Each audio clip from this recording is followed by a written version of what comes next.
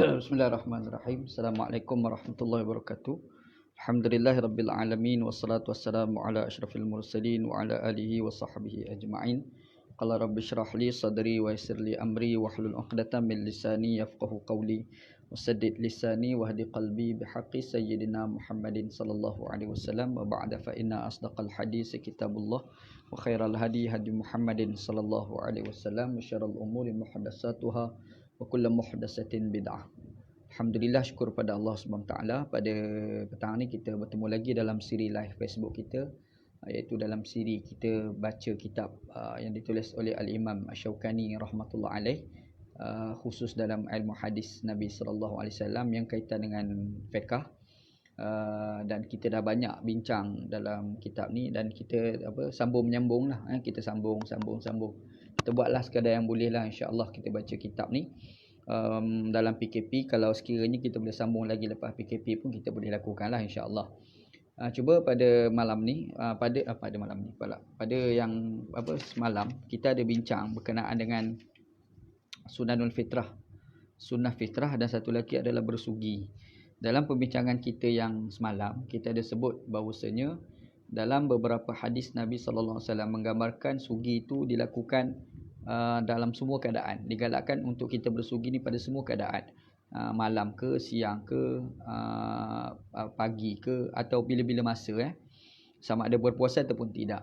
Cumanya kita ada sebut juga itu, semalam kita ada sebut juga Al-Imam Syafi'i, mazhab Asy-Syafi'i didakwa mengatakan bahawasanya tak boleh kita bersugi, dibolehkan kita bersugi ni sebelum daripada zuhur pada bulan Ramadan. Apabila zuhur, selepas daripada zuhur bulan Ramadan, maka ketika itu bersugi itu dikira sebagai makruh. Jadi yang tu kita dah bincang lah, kita dah sebut semalam. Cuma pada hari ni insya-Allah kita masuk perbincangan hadis Nabi sallallahu alaihi wasallam berkenaan dengan sugi juga, tetapi dilihat daripada sudut betul atau tidak dakwaan Imam Asy-Syafi'i rahmatullah alaih yang mengatakan makruh kita bersugi selepas daripada zuhur. Ini yang kita nak bincang pada petang ni lah, insya-Allah. Hadis tu yang kita baca ni babu as-siwaki lis-shaim, bab pada menjelaskan berkenaan dengan gosok gigi bagi orang yang berpuasa. Kalau orang tu berpuasa, kita nak gosok gigi. Perbincangan ni macam mana? Kata dia, an Amir bin Rabi'ah qala ra'aitu Rasulullah sallallahu alaihi wasallam ma la ahsi yutawassaku wa huwa sha'im. Rawahu Ahmad wa Abu Daud wa Tirmizi wa qala hadisun hasanun. Dia kata daripada Amir bin Ar-Rabi'ah. Amir bin Ar-Rabi'ah, nama penuh dia Amir bin Ar-Rabi'ah Al-Anzi. Jadi sahabat Nabi lah, sahabat Nabi. Dan dia ni antara sahabat Nabi yang memeluk agama Islam sebelum Nabi Muhammad sallallahu alaihi wasallam sebelum Nabi Muhammad sallallahu alaihi wasallam ni masuk dekat rumah Al-Arqam bin Abi Al-Arqam. Maksudnya antara sahabat Nabi yang terawal jugalah memeluk agama Islam. Dan dia ni antara sahabat Nabi yang telah berhijrah bersama dengan isteri dia. Isteri dia bernama Laila binti Abi Hatmah, nama isteri dia. Laila binti Abi Hasmah isteri, dan dia ni telah berhijrah pergi ke Habsyah. Kemudian dia juga terlibat berhijrah ke Yasrib ataupun ke Madinah. Dan dia ni antara sahabat Nabi yang terlibat dalam banyak peperangan bersama dengan Nabi sallallahu alaihi wasallam. Dan dia ni boleh dikatakan, dan dia ni meninggal selepas daripada beberapa hari selepas kematian Sayyidina Uthman bin Affan. Amir bin Rabi'ah Al-Anzi, dia ni ada riwayatkan kepada kita satu hadis. Kata dia, qala ra'aitu Rasulullah sallallahu alaihi wasallam, aku tengok Rasulullah sallallahu alaihi wasallam ma la ahsi, yang tidak terhitung, yutawassaku wa huwa sha'im, sentiasa bersugi, wal hal baginda dalam keadaan berpuasa. Jadi kalau kita tengok dalam hadis ni diriwayatkan oleh Imam Ahmad, Abu Daud, Tirmizi, dan Imam Tirmizi mengatakan hadisun hasanun. Hadis ni adalah hasan lah. Dalam hadis ni kalau kita tengok secara literal, didapati bahawasanya Nabi Muhammad sallallahu alaihi wasallam ni kerap sangat bersugi, kerap sangat gosok gigi, sehingga kan baginda sallallahu alaihi wasallam bersugi juga, Nabi Muhammad sallallahu alaihi wasallam gosok gigi itu juga, walaupun baginda dalam keadaan berpuasa. Jadi bila kita tengok dalam hadis ni mungkin timbul satu persoalan, macam mana pula dakwaan mazhab Syafi'i yang mengatakan kalau kita gosok gigi selepas daripada zuhur tu jadi makruh. Macam mana perbincangan tu? Ini kita tengok insya-Allah. Apa kata Imam Asy-Syaukani? Dia kata qala Al-Hafiz, berkata Ibnu Hajar Al-Asqalani. Kalau sebut Al-Hafiz maksudnya Ibnu Hajar Al-Asqalani. Al-Hafiz sebab gelaran bagi ulama-ulama hadis ni apabila dia hebat dalam tradisi ilmu hadis maka dipanggil sebagai Al-Hafiz. Rawahu ashabus sunan wa Ibnu Khuzaimah wa 'allaqahu Al-Bukhari wa fihi Asim bin Ubaidillah wa huwa dha'if. Qala Ibn Khuzaimah wa ana abra'u min uhdatihi lakin hassana al-haditha wa ghairuhu hassana al-haditha ghairuhu.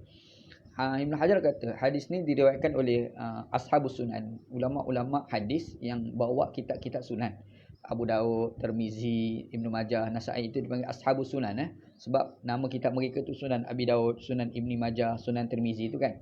Dan juga meriwayatkan hadis ni adalah Imam Ibn Khuzaimah dan telah melakukan satu ta'liq, satu komentar oleh Al-Imam Al-Bukhari.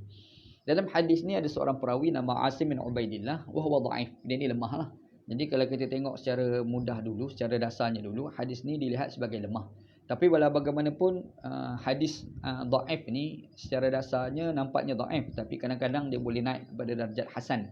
Dia panggil hasan li ghairi, iaitu apabila dikukuhkan dengan dengan riwayat-riwayat yang lain. Makanya qala Ibn Khuzaimah kata wa ana abra'u min uhdatihi lakin hasana al-hadisa ghairuhu. Ibn Khuzaimah kata hadis ni telah dihasankan oleh ulama-ulama hadis yang lain. Maksudnya didapati ada yang mengukuhkanlah, menyebabkan hadis ni walau asalnya dhaif tapi naik darjat kepada hasan li ghairi, maka dengan itu dia boleh jadikan sebagai sandaran hujah. Qala Al-Hafiz aidan, Imam Ibn Hajar komen lagi, dia kata isnaduhu hasan. Makanya di situ kita akan nampak sanadnya dikira sebagai hasan. Jadi hasan di sini dipanggil hasan li ghairi lah. Dia ada hasan li dzatih, hasan asal hadis tu adalah hasan. Satu lagi hasan li ghairi. Hasan yang disebabkan faktor-faktor pengukuh, bermula daripada hadis-hadis yang dhaif. Apabila banyak sangat pengukuh daripada hadis dhaif, dia boleh jadi hasan li ghairi dipanggil. Baik. Al-hadisu yadullu ala istihbabi siwaki lis-sha'im min ghairi taqyidin biwaqtin duna waqtin. Kalau kita tengok secara hadis ni, dia kata ia menjadi dalil atas digalakkan bersugi bagi orang bersugi, bagi orang yang berpuasa. Orang yang berpuasa ni digalakkan dia bersugi min ghairi taqyidin biwaqtin duna waqtin, tanpa dibataskan waktu-waktu tertentu. Maksudnya bila-bila sahaja pun dia boleh bersugi. Lepas zuhur ke, selepas zuhur ke, sebelum zuhur ke, petang ke, maghrib ke, apa ke, semua tu boleh kita bersugilah kalau tengok pada hadis ni. Wa huwa yaruddu 'ala Syafi'i qawluhu bil qaraha ba'da zawali as-sha'im mustadillan bi hadisi al-khuluf alladhi la ya'ti. Dia kata itu juga hadis inilah dijadikan sebagai sandaran untuk menolak pandangan Asy-Syafi'i. Jadi kita dah baca semalam Asy-Syafi'i dikatakan sebab kat bawah nanti kita akan tengok macam mana Imam Asy-Syaukani buktikan bahawasanya Asy-Syafi'i tak cakap. Jadi nanti kita bincang. Jadi dia kata kat sini Asy-Syafi'i ni kalau kita tengok sebelum ni didakwa mengatakan kalau kita bersugi selepas daripada zuhur hukumnya adalah makruh. Tapi dia kata di sini ni hadis ni adalah menolak dakwaan fatwa tersebutlah. Dakwaan kan dengan hadis ni. Dan macam mana Syafi'i dia boleh kata makruh? Kononnya Syafi'i kata makruh tu sebab dia sambung dengan hadis, dia gabung dengan hadis yang berbunyi la khulufus shaim atyabu minal mis. Bau mulut orang yang berpuasa itu lebih wangi daripada kasturi. Baik. Jadi dia kata hadis ni tolaklah pandangan Syafi'i tu, kata dia lah. Waqad naqala at-Tirmizi anna Syafi'i qala la ba'sa bis-siwaki lis-sha'im awwala an-nahari wa akhirih. Dia kata Tirmizi ni ada meriwayatkan, ada menyatakan satu riwayat. Imam Tirmizi ni dia nukilkan bahawasanya Syafi'i pernah berkata. Tadi yang semalam tu kita ada jumpa perkataan Imam Syafi'i mengatakan, dakwaan yang mengatakan Imam Syafi'i kata makruh kita puasa, kita gosok gigi selepas daripada zuhur bulan Ramadan bagi orang puasa, makruh kata dia kan. Dakwaannya begitulah. Imam Tirmizi kata tak. Imam Syafi'i Tirmizi kata Imam Syafi'i pernah berkata tak mengapa kita ni bersugi, tak mengapa orang berpuasa itu bersugi sama ada di awal siang ataupun di akhir siang.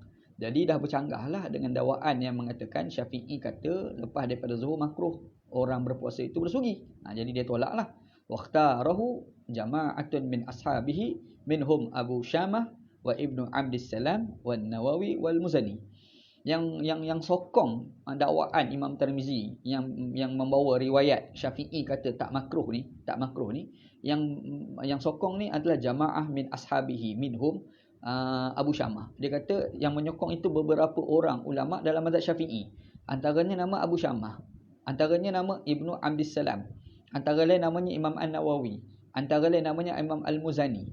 Jadi Imam Abu Syamah, Ibnu Abdissalam, An-Nawawi, Al-Muzani ni ulama-ulama mazhab Syafi'i yang mereka ni mendokong mengatakan kalau kita ni berpuasa, kita gosok gigi selepas daripada zuhur, maka itu tidak makruh. Itu tidak makruh.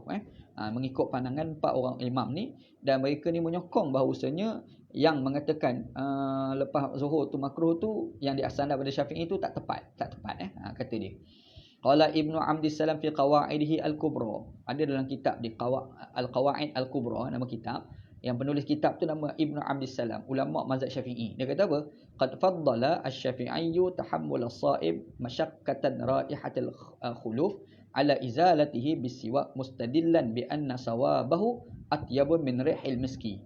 Dia kata Imam Syafi'i ni dia pernah menyatakan bahawasanya apabila mulut kita ni busuk, maka kita ni hendaklah kita kena hilangkan bau busuk mulut itu dengan cara kita bersuci mustadillan, dan dia berdalil bi anna sawabahu atyabu min rihil miski.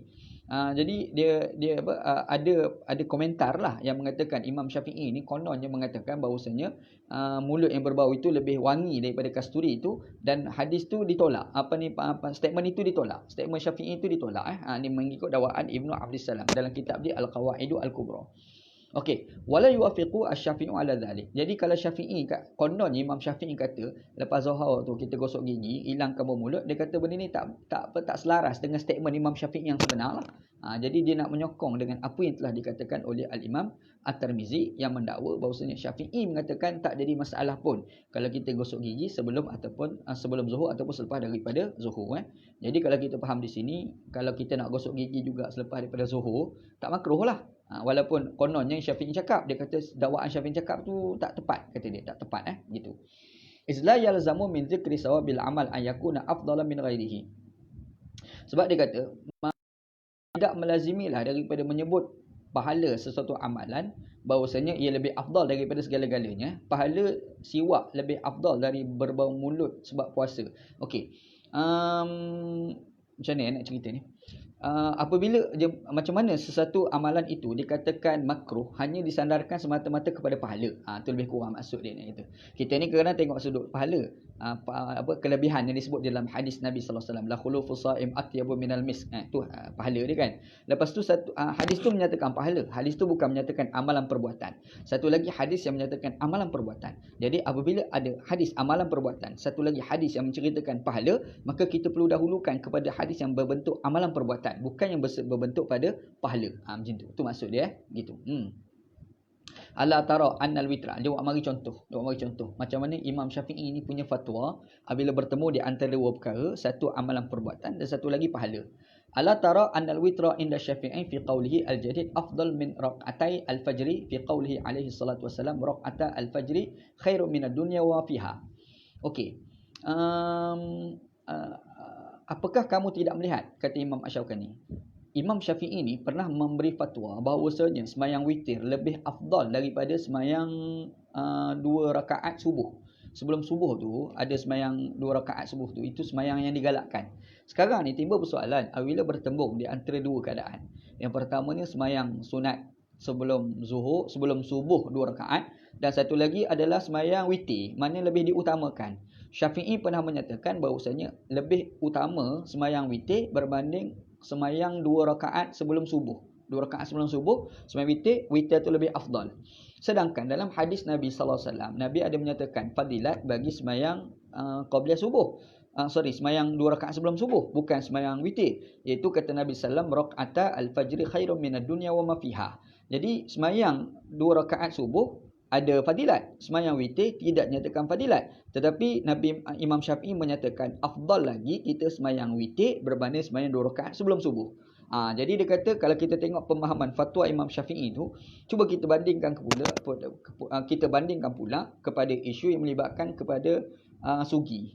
Sugi sebelum dikatakan selepas daripada zuhur tu makruh. Dia kata makruh sebab ada hadis fadilat, la khulufu sha'im atyabu minal misk, kan. Mulut berbau mulut orang yang berpuasa itu lebih lebih wangi daripada kasturi. Satu lagi kelebihan kita bersugi pada setiap waktu tu kan. Jadi sudah pastilah kita dahulukan yang amalan perbuatan berbanding fadilat. Jadi bila didakwa Imam Syafi'i kata makruh, jadi tak apa tepat lah. Sebab tidak tepat dengan metodologi yang ditetapkan oleh Al-Imam Asy-Syafi'i rahmatullah alaih. Ini yang kita panggil kaedah Imam Asy-Syaukani. Apabila dia melihat sesuatu dakwaan, kononnya Imam Syafi'i cakap. Jadi persoalannya betul ke Imam Syafi'i cakap? Timbul satu persoalan. Bila kita kata Imam Syafi'i cakap, yang pertama daripada kitab mana satu? Okey, kalau ada kitab lah sebagai contoh. Tiba-tiba ada pula kitab lain pula menyatakan, Syafi'i menyatakan sebaliknya. Sebaliknya pula. Jadi macam bercanggah. Maka ketika itu mesti ada satu pendekatan untuk kita memastikan Syafi'i yang sebenarnya Imam Syafi'i cakap yang mana? Syafi'i cakap makruh ke kita bersugi lepas daripada zuhur tu ke? Ataupun sebenarnya tak ada statement tu? Maka caranya adalah membandingkan dengan beberapa hukum yang telah difatwakan oleh Imam Syafi'i yang menggunakan metodologi yang macam mana? Macam kes tadi. Dia pergi bandingkan dengan kes yang melibatkan kepada sembahyang witir dengan sembahyang 2 rakaat sebelum subuh.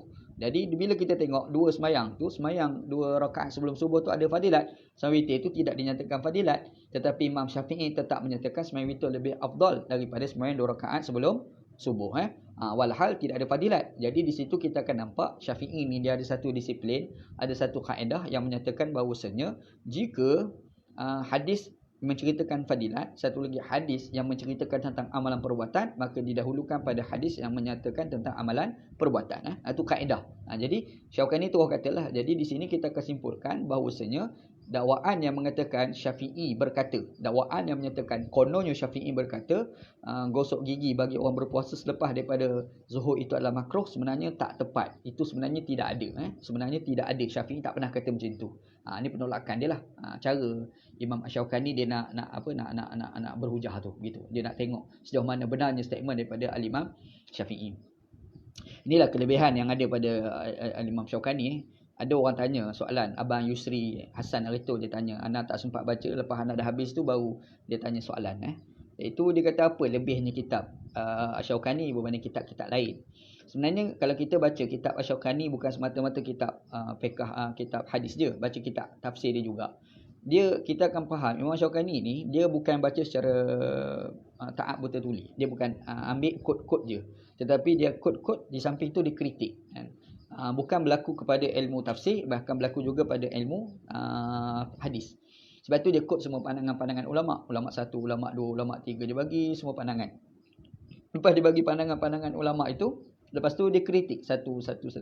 Dan dia kritik itu bukan semata-mata pandangan, bukan semata-mata ijtihad. Bahkan hadis tu pun sendiri dia kritik. Dan dia kritik hadis tu sama ada daripada sudut sanad dan juga daripada sudut matan hadis. Itulah kelebihan yang ada pada Al-Imam Syaukani lah. Jadi kita kalau baca kitab Imam Syaukani ni, kita akan rasa Syaukani ni bukan semata-mata kita belajar ilmu, tapi dia ajar pada kita macam mana nak kritikal semasa kita melihat sesuatu fatwa ulama. Apabila ulama buat keluar fatwa, dia kritikal, betul ke? Betul ke? Tepat ke tak? Jom kita compare dengan metodologi ulama mazhab dan kita compare pula dengan hadis Nabi sallallahu alaihi wasallam. Jom kita tengok pula hadis tu status sahih dia macam mana? Sahih ke tidak? Itulah kelebihan yang ada pada kitab Al-Imam Syaukani rahmatullah alaih. Gitu. Lebih kuranglah nak cerita. Qala Al-Hafiz fil Talkhis. Kata Imam Asy-Syaukani, kata Al-Hafiz Ibn Hajar Al-Asqalani dalam kitab Talkhis. Istidlalu ashabina bi hadisin khulufun fi fami shaim ala qarahati al-istiyaqi ba'da zawal lima yakunu shaiman fihi nazarun. Dia kata orang yang mengatakan makruh kita bersugi selepas daripada zuhur tu, dakwaan tu merujuk kepada hadis la khulufus shaim atyabu minal misku. Dia kata dakwaan itu tu perlu diselidik balik, perlu dikaji balik, perlu kita teliti balik. Yang kata ni siapa dia? Al-Hafiz Imam Ibn Hajar Al-Asqalani. Ibn Hajar sekata macam tu. Maksudnya benda ni bukan Imam Syaukani dia bangkitkan. Dan Imam Syaukani bangkitkan tu sebenarnya dah ada ulama sebelum tu dah bangkitkan. Betul ke Syafi'i mengatakan sebegitu? Ulama yang kata macam tu nama Al-Hafiz Ibn Hajar Al-Asqalani, disebut dalam kitab dia Al-Talkhis nama kitab. Lakin fi riwayati Ad-Darqutni an Abi Hurairah. Dia buat mari cerita yang kata makruh tu, dia buat mari daripada mana asal ni? Dia kata daripada hadis yang diriwayatkan oleh Imam Ad-Darqutni daripada sahabat yang bernama Abu Hurairah. Apa cerita dia? Dia kata laka as-siwaku ilal asri. Kepada untuk kamu boleh bersugi sampai ke asar. Wa iza sallaita, bila kamu sembahyang, fa'alqihi, maka buanglah kain sugi itu. Fa inni sami'tu Rasulullah sallallahu alaihi wasallam yaqulu, kerana aku telah mendengar Rasulullah sallallahu alaihi wasallam telah berkata la khulufus shaim la khuluf fammis saim. Mulut orang yang berbau. Mulut orang puasa itu khuluf tu berbau, berbau. Tak. Jadi kalau kita tengok dalam hadis ni, Abu Hurairah kata bersugi ni boleh sampai asar. Lepas daripada asar pula tak boleh. Bahkan dia dakwa kononnya Nabi Muhammad SAW ni kata, bila semayang asar, lepas pada tu kalau sugi tu kita buang. Kita jangan pakai sebab nanti bau mulut itu akan hilang, gitu. Qala, kata Imam Asy-Syaukani, wa qad aradahu hadisun Amir bin Rabi'ah, yakni hadisul bab. Jadi kalau kita tengok hadis ni, dia bercanggah dengan hadis yang awal kita baca tadi. Yang Nabi Muhammad SAW secara umum lafaznya berpuasa, Nabi gosok gigi walaupun Nabi Muhammad sedang berpuasa. Dalam hadis Abu Hurairah ni pula, nampaknya asar dia punya border. Lepas daripada asar, tak boleh dah gosok gigi kan. Tengok. Tapi macam mana status hadis? Nanti kita akan bincang panjang lebar dia. Nanti dia akan sebutlah status hadis tu. Qala wa fil hadisil bab, wa fil bab hadis Ali. Ada pula satu lagi dia mari pada hadis Ali bin Abi Talib. Iza sumtum fastaku bil qadati wala tastaku bil ashiji. Apabila kamu berpuasa, maka gosoklah gigi pada waktu pagi. Tetapi jangan kamu gosok gigi pada waktu petang. Fa innahu laisa min saim taybasu syafatahu bil ashiji illa kanata lahu nuran baina ainaihi yaumal qiyamah. Kata dia, jangan kamu bersugi apabila kamu berpuasa, bersugilah kamu pada waktu pagi. Tetapi jangan kamu bersugi pada waktu petang. Kerana tidaklah bagi orang yang berpuasa itu, yang mulut dia kering itu pada waktu petang, illa, kecuali mulut itu, kedua bibir dia itu akan menjadi cahaya di akhirat nanti. Jadi kalau kita tengok hadis Ali ni, gambarannya lepas daripada petang, kita dah tak boleh gosok gigi. Sebab menyatakan bahawasanya kalau kita gosok gigi, hilang bau mulut, di situ tu akan menyebabkan kurangnya pahala. Kata hadis ni lah. Okey, jadi ada dua hadis. Yang pertama Abu Hurairah dan satu lagi adalah Ali bin Abi Talib. Kita tengok macam mana perbahasan ya. Akhrajahu al-Baihaqi qala al-Hafiz isnaduhu dha'ifun. Jadi hadis ni yang cerita Ali dakwa yang bahawasanya kita tak boleh bersugi lepas pada petang, maka kurangnya pahala kerana kurangnya bau mulut itu, kata dia sanad dia lemah. Sanadnya lemah. Qaulu Abi Hurairah, macam mana pula hadis Abu Hurairah tu pula? Ma'akaunihi la yadullu 'alal matlub la hujjata fihi. Untuk orang nak jadikan hujah tu, dia kata tak boleh jadi hujah dan tidak boleh jadikan sebagai sandaran dalil. Kenapa? Ala anna fihi Umar bin Qais wa huwa matruk. Sebab dalam hadis Abu Hurairah tu ada seorang perawi namanya Umar bin Qais dan dia ni matruk, ditolak. Makanya hadis ni dikira sebagai dhaif, tidak boleh jadikan sebagai sandaran hujah. Wa kadzalika hadis Ali ma'a dha'fihi lam yusarrih fihi bi raf'i. Dan begitu juga hadis Ali bin Abi Talib lemah sudut sanad, dan lebih-lebih lagi itu adalah didakwa perkataan Ali, bukan perkataan Rasulullah sallallahu alaihi wasallam. Dahlah bukan perkataan Rasulullah, disandar pada Ali. Rupa-rupa sanad pun ada kelemahan, maka tidak boleh jadikan sebagai sandaran. Jadi di sini kita kembali pada hukum asal. Pada waktu bila-bila pun kita boleh bersugi, hatta lepas daripada zuhur, lepas daripada asar pun, kalau kita nak gosok gigi bagi orang berpuasa, hukumnya adalah sunat. Boleh juga sunat dia bukan boleh. Sunat, hukumnya adalah sunat juga kita bersugi gitu. Jadi kalau orang kata Syafi'i ada pernah kata, Imam Syaukani pernah dakwa, tak, sebenarnya Syafi'i tak pernah kata sebab bercanggah dengan riwayat dikemukakan oleh Imam Tirmizi. Dan yang menyokong juga yang kupasan Imam Syaukani itu sebenarnya dia dah ambil daripada ulama lain, iaitu Al-Hafiz Ibn Hajar Al-Asqalani dalam kitab dia At-Talkhis gitu. Baik. Wa an Aisyah radhiyallahu anha, fal haqqu annahu yustahabbu as-siwaku lis-sha'im awalan nahari wa akhirih wa huwa mazhabu jumhuril a'immah. Dia kata yang sebenarnya digalakkan menggosok gigi bagi orang berpuasa sama ada di siang hari ataupun di petang. Jadi waktu petang macam sekarang ataupun nanti asar, kita lepas asar kita nak gosok gigi, hukumnya adalah sunat juga. Dan ini adalah pandangan jumhurul a'immah, majoriti ulama-ulama mazhab. Dakwaan Syafi'i tak berasas sebab itu telah ditolak oleh Imam Asy-Syaukani. Wa an Aisyah radhiyallahu anha qala Rasulullah sallallahu alaihi wasallam min khair khisalil shaim as-siwaku. Lagi kuatlah. Daripada Aisyah radhiyallahu anha berkata, Nabi Muhammad ni pernah bercakap. Yang tadi Abu Hurairah kata lepas asar tak boleh. Satu lagi Ali bin Abi Talib kata selepas asar tak boleh. Itu bukan perkataan Rasulullah, itu perkataan Abu Hurairah, satu lagi perkataan Ali. Dahlah bukan perkataan Nabi Muhammad. Bahkan riwayat itu pula dhaif. Ni yang kita mari ni pula, hadis ni pula Nabi sendiri cakap. Apa kata Nabi Muhammad? Min khairi khisalis saim, antara kebaikan bagi orang berpuasa itu as-siwak, gosok gigi. Jadi antara benda yang kita digalakkan buat dalam keadaan kita berpuasa ni, dalam hadis yang diriwayatkan oleh Aisyah, adalah bersugi. Dan kitab hadis ni ada dalam kitab Sunan Imam Ibn Majah. Ada Qala Al-Bukhari. Okey, macam mana komentar Imam Bukhari? Wa qala Ibnu Umar yastaku awwalun nahari wa akhirih. Imam Bukhari pula dia kukuhkan perkataan Umar, Ibnu Umar, Abdullah bin Umar, yastaku awwalan nahari wa akhirih. Dia kata digalakkan kita bersugi sama ada di awal siang ataupun di akhir siang. Maksudnya petang macam sekarang kita nak gosok gigi itu tak jadi isu pun Warawahu Abu Nu'aim bin tariqaini ukhrayaini anhuma warawa an-Nasa'i fil Kunah wal Uqaili wa Ibnu Hibban fi Du'afa. Tak apa. Tak penting. Type. Semua tu dhaif. Yang mengatakan bahawasanya tak boleh itu semua tu dhaif. Yang mengatakan lepas asar tak boleh, yang mengatakan lepas zuhur tak boleh, semua hadis-hadis tu sama ada dhaif, sama ada mungkar hadis ataupun la aslalahu, palsu terus ada gitu. Ini mengikut komentar daripada Al-Imam Asy-Syaukani rahmatullah alaih. Jadi kita pergi kepada hadis yang kuat lah, yang menyatakan umum hadis kita gosok gigi di waktu bila pun tak apa. Orang berpuasa tu kalau nak gosok gigi sebelum zuhur pun tak apa, lepas asar pun tak jadi masalah, lepas zuhur pun tak jadi masalah, lepas asar pun tak jadi masalah gitu. Qala al-Hafiz qultu lahu syahid. Al-hadis yadullu ala anna siwa min khairi khisalis saim min ghairi farqin baina qabli zawali wa ba'dih. Dia kata hadis inilah menjadi dalil bahawasanya bersugi adalah antara perkara yang baik dilakukan oleh orang berpuasa tanpa dibezakan sebelum daripada zuhur ataupun selepas daripada zuhur. Sebelum zuhur ke lepas zuhur ke kita gosok gigi. Hadis tu diriwayatkan oleh Aisyah, dan Aisyah kata Nabi Muhammad SAW sendiri mengatakan sebaik-baik amalan orang yang berpuasa ini antaranya adalah gosok gigi. Faqad taqaddama al-kalamu ala dhalika fi hadisil awwal. Dinyatakanlah perkara ini dalam hadis yang kita sebut tadi.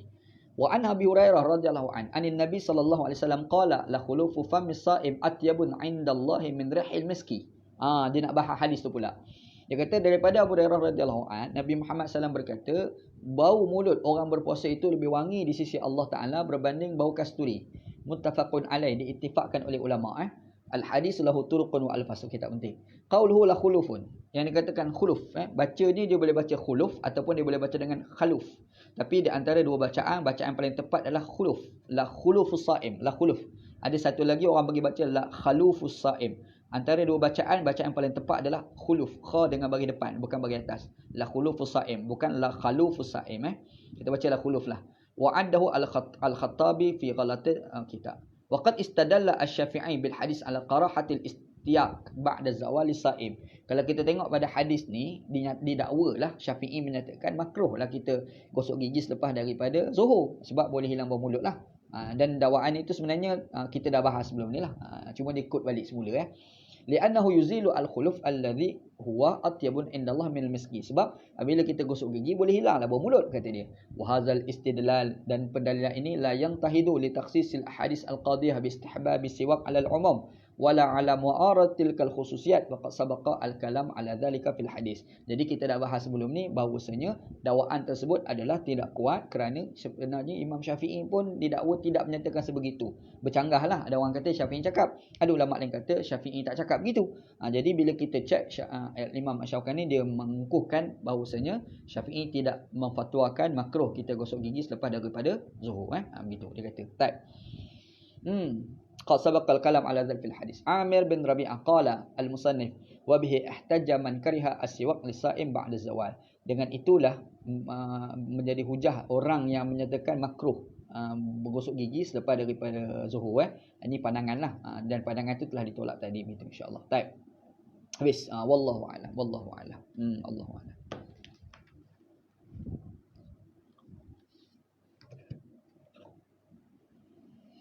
Okey, Assalamualaikum warahmatullahi wabarakatuh. Haji Yusri, Mubin Anwar, Assalamualaikum warahmatullahi wabarakatuh. Ahmad Yusuf, semoga dapat taufik. Alhamdulillah Syekh, alhamdulillah, amin. Haji Hamdan Johar, Assalamualaikum warahmatullahi wabarakatuh. Ke udara lagi petang ni, alhamdulillah. Pada malam tadi line teruklah banyak putar-putar je. Okey, TG Azlan Makhrir, gonyoh gigi after 3 petang boleh ke? Makruh ke ustaz? Anda dah bahas tadi, tidak makruh. Ada orang kata makruh tu disandarkan kepada Syafi'i, tetapi dakwaan itu telah ditolak oleh Al-Imam Asy-Syaukani dan juga ditolak oleh Al-Hafiz Imam Ibn Hajar Al-Asqalani. Mereka mendakwa bahawasanya dakwaan yang Syafi'i itu mengatakan sebegitu adalah tidak benar. Dan mereka menolak itu sebab merujuk kepada satu riwayat yang dikemukakan oleh Al-Imam At-Tirmizi yang mengatakan, Syafi'i mengatakan kita boleh gosok gigi dalam bulan puasa Ramadan bagi orang berpuasa, sama ada di awal siang ataupun di akhir siang. Dan satu lagi penghujahan yang menolak dakwaan Imam Syafi'i mengatakan sebegitu adalah dia melihat kepada metodologi Imam Syafi'i dalam mengemukakan hukum, iaitu ada satu hadis Nabi sallallahu alaihi wasallam yang menyatakan bahawasanya solat witir. Ada pula satu lagi amalan Nabi solat witir sebagai sunat lah. Satu lagi adalah sembahyang 2 rakaat sebelum daripada subuh. 2 rakaat sebelum pada subuh tu dinyatakan fadilat, witir itu tidak dinyatakan fadilat. Tiba-tiba bila ada 2 hadis, Imam Syafi'i menyatakan sembahyang witir tu lebih utama berbanding sembahyang witir, sembahyang 2 rakaat sebelum daripada subuh. Witir lebih utamalah. Jadi kita nampak di situ amalan perbuatan itu, hadis yang menceritakan amalan perbuatan didahulukan berbanding daripada hadis yang menyatakan tentang fadilat. Maka demikian juga berkenaan dengan puasa. Maka di sini kita simpulkan, kalau kita nak gosok gigi selepas daripada zuhur, pukul 3 petang sebagai contoh yang dibangkitkan oleh syekh kita ni, hukumnya adalah sunat juga, tidak jadi makruh. Dia kembali pada hukum asal. Gosok gigi hukumnya adalah sunat bagi orang berpuasa, sama ada di awal siang ataupun di akhir siang, hukumnya sama je. Dia bukan Ramadan je, luar Ramadan pun serupa juga. Wallahu a'lam. So, Haji Salim Sulaiman hadir, alhamdulillah. Gigi ustaz ke udara kibidap. Mood tak ada tapi baca juga. Ana kena apa, satu haus, yang kedua tak ada mood, tapi kena lazimkan juga, kita kena lawan. Kita mood yang tak baik, kita kena baca juga supaya kita jadi konsisten, kita istiqamah. Macam tu, itu penting. Okey, Haji Abdul Jamil, alhamdulillah diizinkan Allah untuk terus, alhamdulillah. Imam Syaukani rahimahullah, Ahmad Yusuf bin Wahab. Imam Syaukani rahimahullah mujtahid fatwa ke ustaz. Boleh dikatakan beliau adalah mujtahid fatwa. Boleh dikatakan beliau ni mujtahid fatwa. Beliau ada kemahiran dalam banyak tradisi ilmu lah. Antara tradisi ilmu yang terkenal tu adalah ilmu tafsir, dan satu adalah ilmu hadis Nabi sallallahu alaihi wasallam. Dalam ilmu hadis tu pula dia menguasai dirayah dan riwayat. Dia bukan semata-mata kuasai dari sudut sanad, an tu bukan sekadar itu dia kuasai. Dia kuasai juga dari sudut dirayatul hadis. Dirayatul hadis ni maksudnya hadis tu kita tengok apakah percanggahan di antara sanad dan sanad. Lepas tu percanggah tak sanad dengan matan. Dia boleh kaji semua. Lepas tu menariknya dia bukan sekadar boleh mengkritik sanad hadis, mengkritik matan hadis, tapi dia boleh memastikan satu fatwa yang datang daripada seseorang ulama betul ke ulama cakap ataupun tidak. Itu kelebihan lah yang ada pada Imam Syaukani, dan dia ada metodologi dia sendiri. Jadi kaedah dia sendiri, itulah kelebihan yang ada pada Al-Imam Syaukani rahmatullah alaih gitu. Tu komen anak, wallahu a'lam. Hadi buka puasa dulu deh. Oh, Pak Surul Yawa sikit. Wallahu a'lam. Selamat puasa Abi Hadi. Okey, ada lagi tak soalan?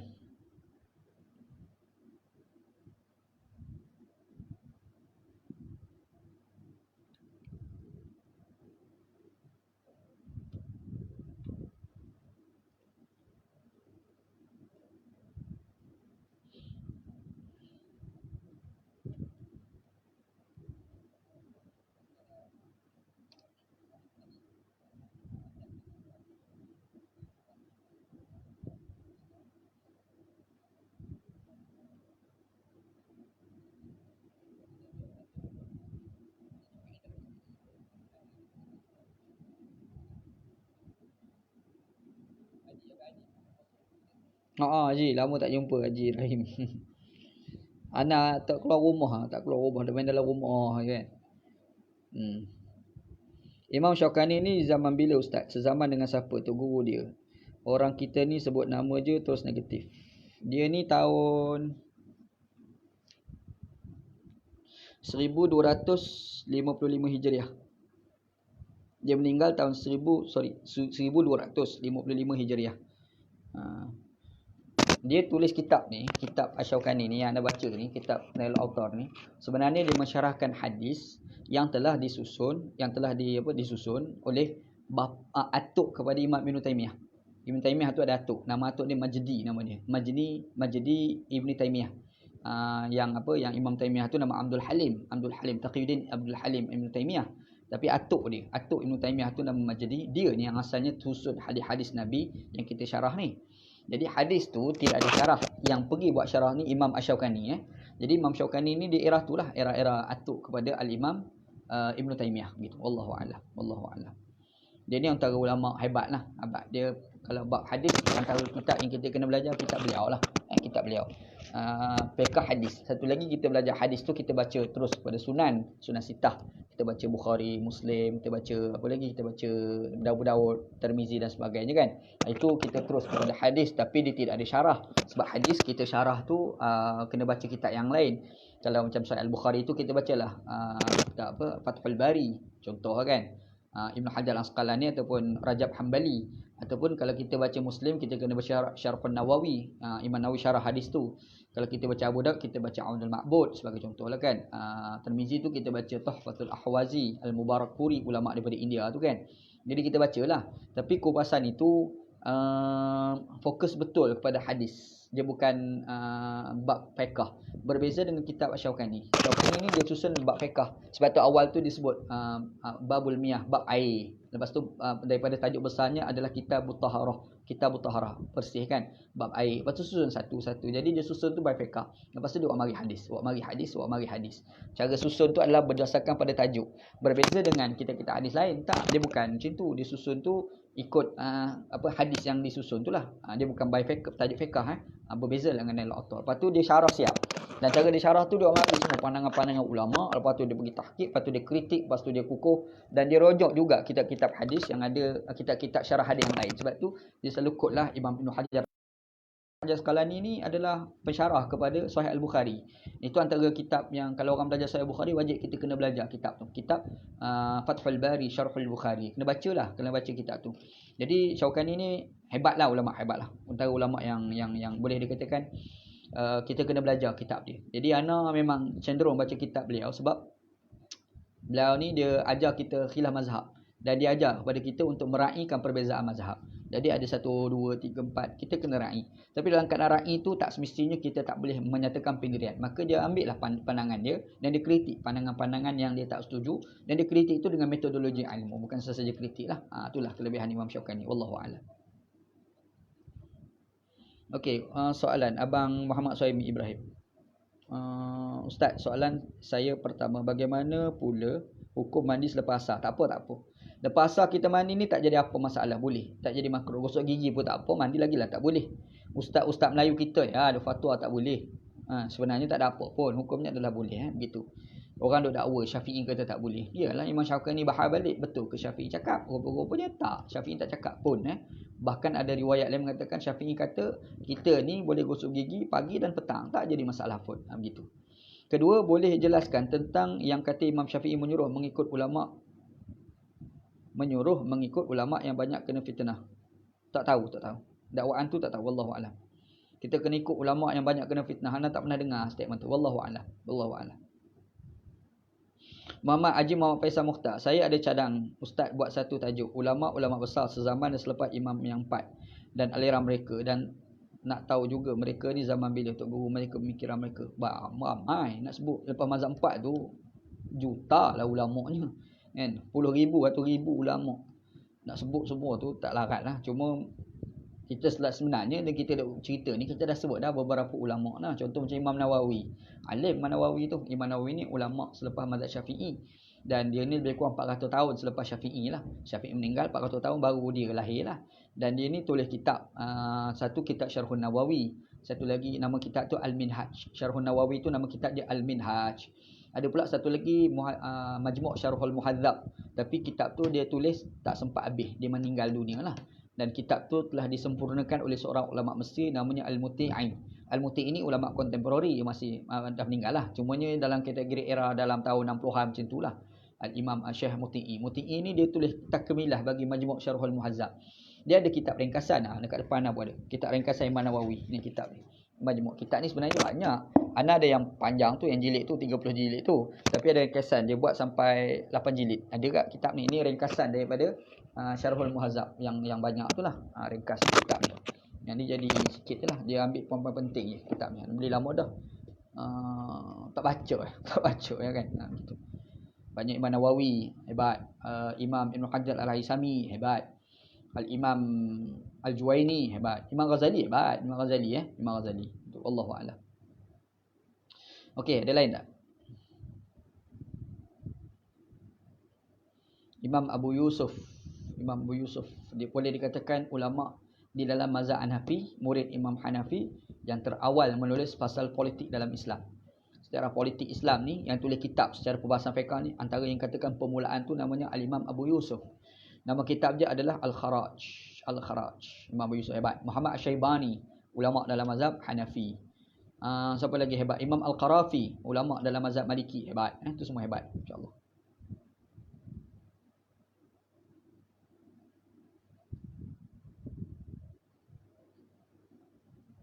Kalau ashabul wujuh tu sama level dengan mujtahid fatwa. Asbabul wujuh lagi hebat lah daripada mujtahid fatwa. Atas tu asbabul wujuh lah atas. Mujtahid fatwa ni di bawah. Majlis fatwa tu pun dah hebat sebenarnya. Bukan calang-calang orang. Wallahu a'lam. Dia nak jadi mujtahid ni, dia kena ada malakatul ilm. Bakat ilmu. Bakat ilmu ni mudah fahamnya. Macam kita baca suratul Fatihah. Belah-belah ralik pun boleh habis. Belah-belah ralik. Dia tak macam kita baca surah Al-Baqarah. Bila kita baca surah Al-Baqarah, kita kena ingat. Kalau kita tak renung, nanti tak jumpa akhir surah tu. Macam kita baca surah Qul Huwallahu Ahad. La a'budu ma ta'budu antum a'budu la a'budu ma. Kalau kita tak perhati, tak jumpa jalan balik tu. Tak jumpa lakum dinukum waliyadin tu kan. Tak jumpa tu. Tapi baca tu kena fikir. Tapi kalau kita baca suratul Fatihah, kita baca ni sambil-sambil ralik. Sambil-sambil ralik, habis Fatihah. Jadi, kenapa ralik-ralik tu boleh habis? Dan betul walaupun ralik, sebab dia dah jadi bakat. Surah Fatihah tu dah berbakat, sedaging. Orang Kelantan panggil sedaging dengan bacaan, dengan harian kita. Maka dia jadi bakat. Dia panggil malakah dalam sebutan Arab. Mujtahid ni dia bakat. Ilmu dia tu, ilmu yang ada pakar hadisnya, sanad lah apa tu, dia sebakat, dia sebati dalam hidup dia. Maka kalau orang tanya fatwa ni, syekh apa hukum ni, dia main automatik dia boleh tahu. Hadis ni kata gini, Quran kata gini-gini, keluar selalu dalam pemikirannya. Macam kita Google tu lah. Google tu tak hebat lagi sebab Google tu kita type panjang, kena cari sesuatu kan. Ni dah dapat otak dia. Itulah kata mujtahid. Jadi nak jadi mujtahid ni bukan calang-calang orang lah. Orang tu memang hebat begitu. Wallahu a'lam. Haji Azmi Samad, cadangan supaya buat kisah bersiri berkenaan 4 mazhab. Dr. Zulkifli Al-Bakri, dia ada live Facebook dia buat sebagai walaupun dia menteri, dia ada buat lagi siri 4 mazhab, siri perjalanan hidup 4 mazhab. Anda rasa anda tak biar kupas lah, biar dia dah kupas dah, kita dengar daripada kupasan beliau lah. Tu lah. Wallahu a'lam. Wallahu a'lam. Ada live Facebook dia buat tu. Mungkin kita tengok live Facebook dia yang lama-lama tu kan, dia ada sebut cerita tentang kemahiran 4 mazhab tu gitu. Wallahu a'lam. Wallahu a'lam. Cadangan tajuk Piagam Madinah. Bagus tak? Haji Yusri. InsyaAllah lah akan datang Piagam Madinah. Piagam Madinah. InsyaAllah anak cuba kupas di masa akan datang tentang Piagam Madinah. Haji Yusri bagi cadangan. Terima kasih Haji. Terima kasih Haji. Ada lagi tak soalan?